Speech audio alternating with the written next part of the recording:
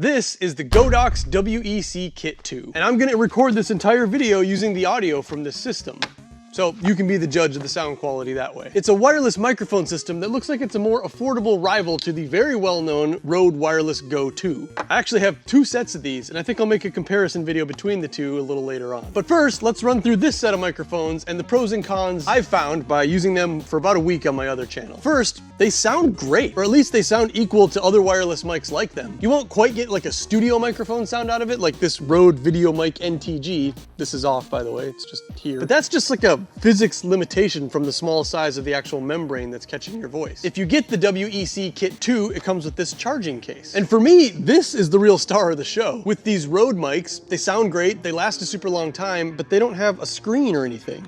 So I never know what the battery level is on this thing. You have to really be ready to shoot and be really diligent about charging both mics and the receiver to make sure everything works. Otherwise, you can find yourself in a bit of a pickle. But with this case, it basically acts like a set of AirPods. The mics and the receiver have little copper contacts on the bottom, and they just drop right into the case and start charging. And as long as this case has any charge, these mics are always gonna be fully charged and ready to go for 8 hours. And the case has a little display that shows how much charge it has, and it's got its own battery big enough to charge these things like 3 times. And I'm so happy the world is going this way, but it's a USB-C, which I have a million of in every direction in my car, in my desk, in my house, all over the place. The mics and the receiver also have a little USB-C port on them, so that way maybe if you have a spare battery mounted to your camera already, you can charge the receiver while it's in operation. Godox says these things have a 200-meter range, so I guess we got to get out there and test that. 200 meters is really far, so I'm gonna pack this 600-millimeter lens on an APS-C body and get out to a really big open space. I'm not sure why you would ever want to be 200 meters away from your camera,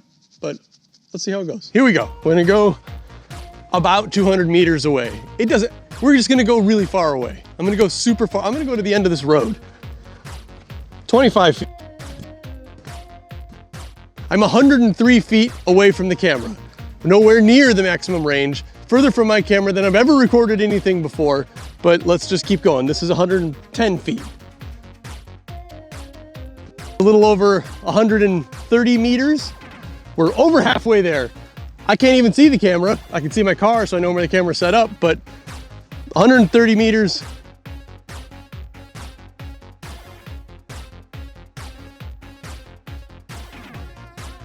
So actually right here is about the 200-meter mark. So if my voice is still getting picked up, then we've got ourselves a 200-meter range. I guess the purpose of that is having a really strong signal, not necessarily being able to go this far, because why would you ever shoot this far away? I guess I can think of a circumstance or two. If I'm in New York City shooting from like one building across to another building, for whatever reason I want to set that up. Because your range is also determined not just by the actual distance, but like the other RF noises in the air. And I'm in a pretty open place right now. I'm in a neighborhood that's not yet built. There's some houses, but not a lot. If you're in like a city, there'd be Wi-Fi everywhere, there'd be radios everywhere. It would totally knock down your range by quite a bit. This is also a good way to show some of the weirdness of super long lenses. Like I'm just gonna keep on walking, but it doesn't really look like I'm getting any closer for a pretty long time. While in the other lens, I think that one's at 35 millimeters, I'm probably just a dot in the screen right now. And I'm gonna grow really quickly once I get close. Let's just use this moment to talk about the dead cat. It's not super windy, but it's windy enough to like mess up a microphone. It's blowing this flag around pretty good, but there's not gonna be any wind sound in this recording at all. This little fuzzy thing does an extraordinary job. That's not really on the microphone though, that just kind of goes for dead cats in general. Those things are super effective and you should always use them if you're outside. This thing is completely effective. It just snaps on and it stays on pretty well. The kit comes with both TRS and TRRS 3.5 millimeter cords. If you don't know the difference between those, TRS is what you'll use on your camera, TRRS is what you'll usually use on a smartphone.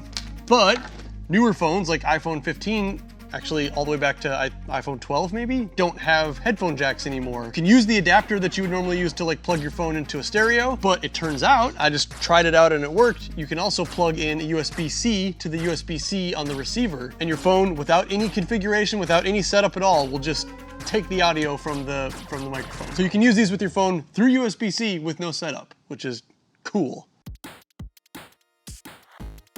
So now I'm recording a voice memo straight to my phone. I've switched the audio to my phone through the Godox microphone.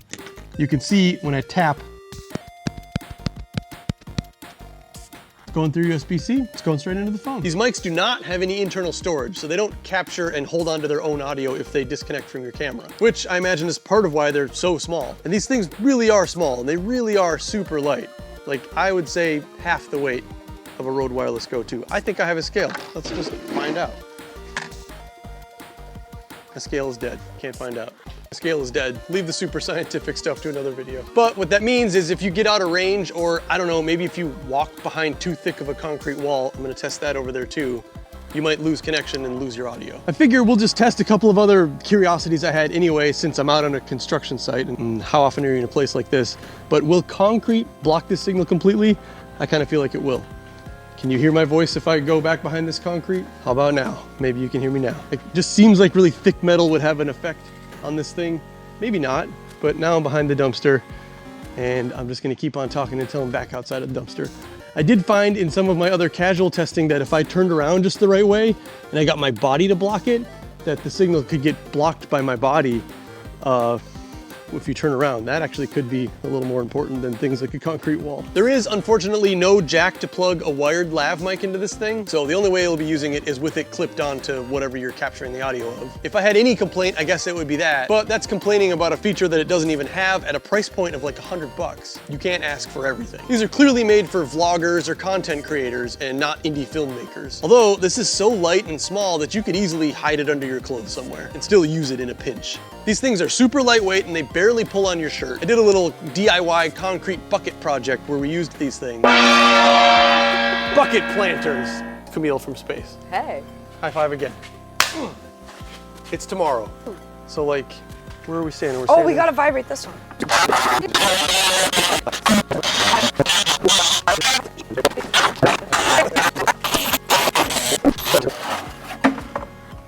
We are halfway home.